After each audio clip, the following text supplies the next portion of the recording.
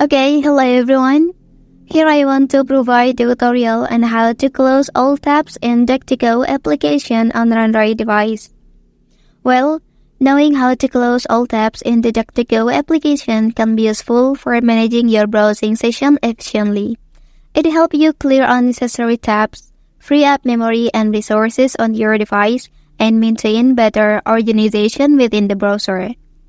So let's go to the tutorial. Okay, firstly open DuckduckGo application on your device.